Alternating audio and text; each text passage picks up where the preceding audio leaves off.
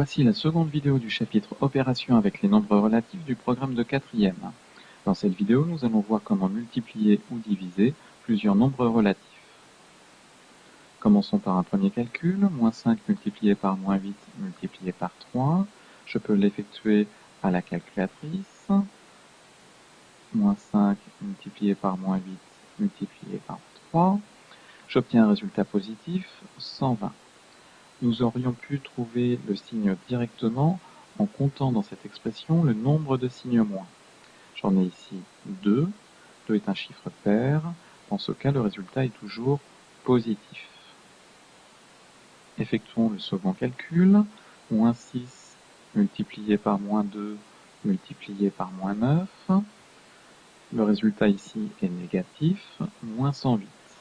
De la même façon, nous aurions pu trouver le signe directement en comptant le nombre de signes moins dans cette expression. J'en ai ici 3. 3 est un chiffre impair, et dans ce cas, le résultat est négatif. Nous avons donc la règle suivante. Un produit de nombres relatifs non nuls est positif si le nombre de facteurs négatifs est pair, et il est négatif si le nombre de facteurs négatifs est impair. Calculons l'expression suivante. Commençons par chercher le signe. Comptons le nombre de signes moins dans cette expression. Nous en avons 2, 3, 4, 5. 5 est un chiffre impair. Dans ce cas, le résultat est négatif. Nous obtenons ici moins 120. Voyons maintenant la division de nombres relatifs. Commençons par un rappel. Si nous cherchons un nombre qui multiplié par 3 donne 2, vous avez vu ce genre de calcul en classe de 5e, la réponse est 2 tiers. Nous obtenons ce nombre en divisant 2 par 3. 2 tiers multiplié par 3 est égal à 2.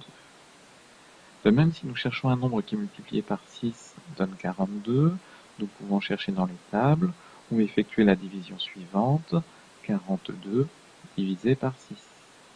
Nous obtenons 7. Vous allez pouvoir mettre la vidéo sur pause pour chercher les valeurs manquantes.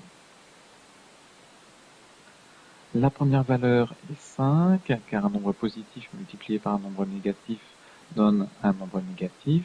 5 fois 6, 30. J'obtiens donc moins 30.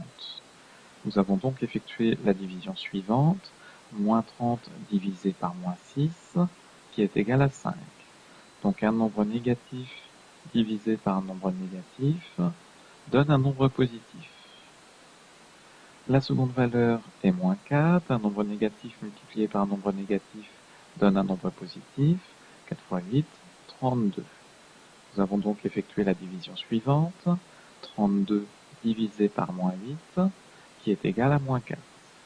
Donc un nombre positif divisé par un nombre négatif est égal à un nombre négatif. Donc nous retrouvons les mêmes règles que pour la multiplication.